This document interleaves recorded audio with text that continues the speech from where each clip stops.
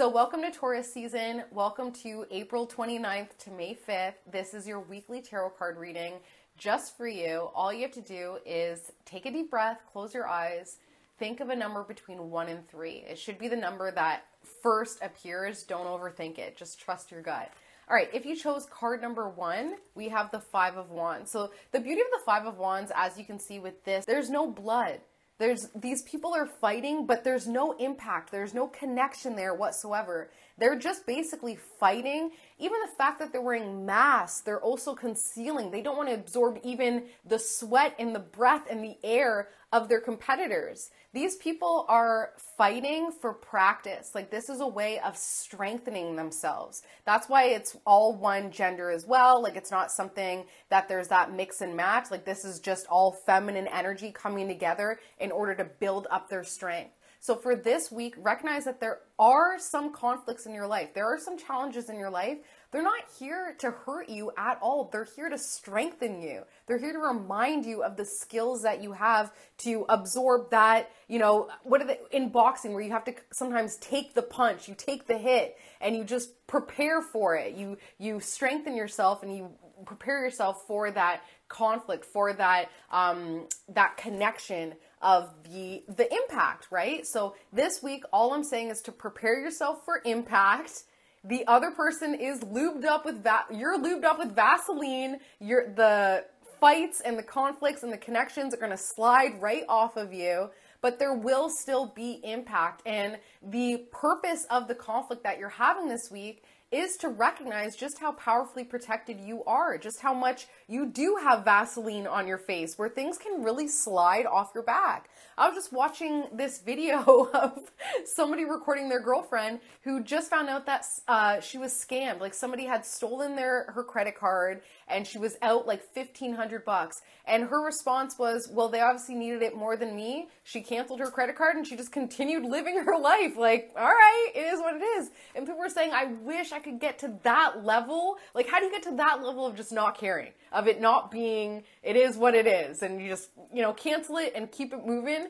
That is such a powerful stance to have. That is everything. And that's the Vaseline on us. That's it. Something, yeah, we feel that impact. We feel that someone is trying to hurt us, but it slides right off and we keep moving. We keep, moving to the left and moving to the right and continuing to fight. So that's where we are this week. Yes, there are conflicts. Yes, there are challenges, but we can use it as a liberation to make changes going forward. Okay, now I have to cancel my credit card. I'm going to get a new credit card. It's going to be a change, right? Things like that. So embrace the changes that these conflicts are bringing you and remind yourself that you are lubed up. Like, these conflicts are sliding right off of you if you allow them to. If you allow them to slide right off, because they're not actually hurting you because you're so powerfully protected. Okay, if you chose card number 2, there are 2 sets of 2 that popped out, both face down, meaning that they are 2 different scenarios, very much deeply rooted into your subconscious. The first 2 we have, and this is my first time looking at it as well, as the universe trying, like, look at this, the universe coming out of nowhere, trying to give you this abundance, trying to give you something that you value, okay? Because that's one thing I'm realizing. I've been doing a lot of work with money and the energy of money, and I'm realizing it's very easy for me to manifest something that I value, but it's harder for me to manifest something that I don't value. So I've had to basically reprogram my subconscious into valuing money in order to bring it in. So if you don't value money, and the easiest way to figure out if you value money, because it's really easy to be like, of course I value money, it's this, that. But actually, do you value it? Because there are some days where you're more flippant with your finances, where you're kind of, paying for this, paying for that, and you're not actually stopping to appreciate what you do have. So if I were you, I would call in money like as if you're texting, even text someone, pretend, be like, hey, money, why won't you come to me? What's up? Be honest with me. What's your vibe toward me? And then really listen to your intuition. What does your intuition say? Maybe your intuition is saying, I'm trying to come to you, but you keep blocking me because I'm not good enough for you, because it's not enough, or because, no. Really allow yourself to listen to the vibration of money, because it has something to tell you specifically.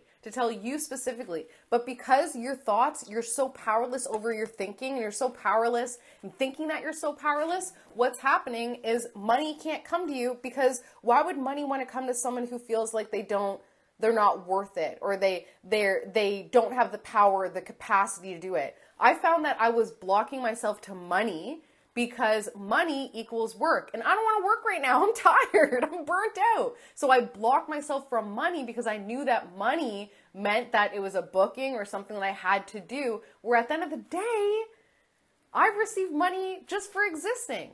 I don't need to output in order to receive. I attract.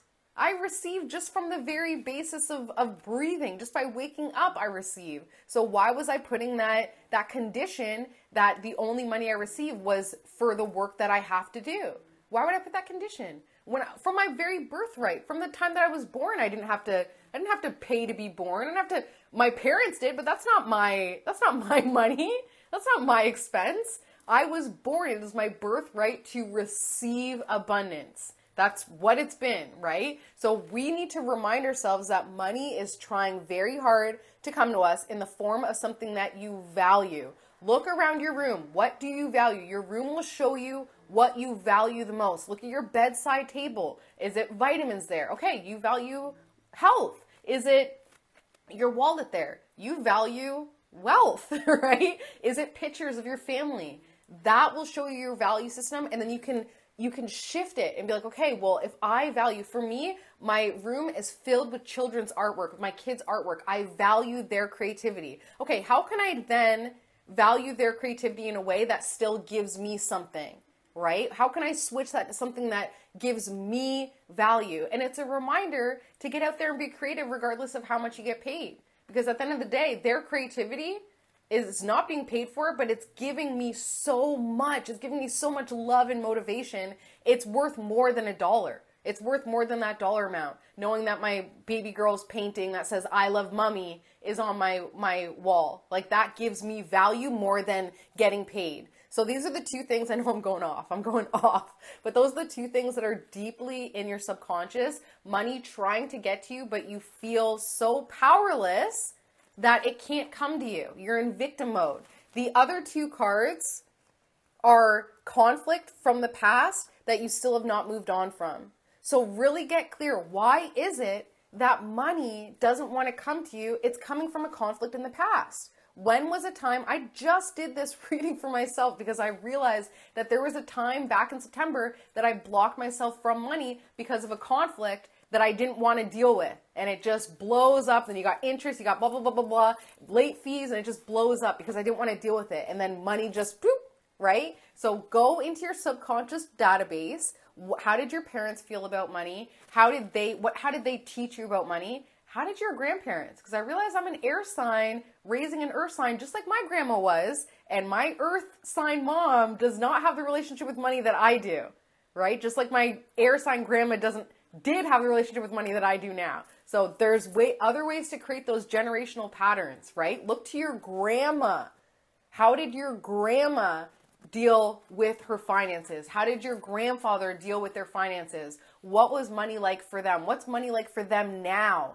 And then how did they raise your parents to appreciate money and value money that then your parents then taught you to either rebel against or to see, okay, this is working. Let me try and turn this into something better or bigger. So really get clear, because this is a big, big block in your subconscious. Money wants to come to you, but you feel powerless to receiving it because of a conflict in the past that you have not released yet. Once you release it, you'll see it. So money will start to come very slowly, small amounts, and will be testing you. You sure you want this? You sure that this is what you want? You want a lot of abundance, even though you saw how a lot of abundance, got this that situation in your legacy. You sure you want it? And then you just need to keep doing the steps. Yes, thank you so much. If you chose to showing the Justice card for this week is saying, let karma play itself out how it wants to play out. Stop trying to intervene, and you'll start to see karma work its way through your life without you having to do anything except for show gratitude for karma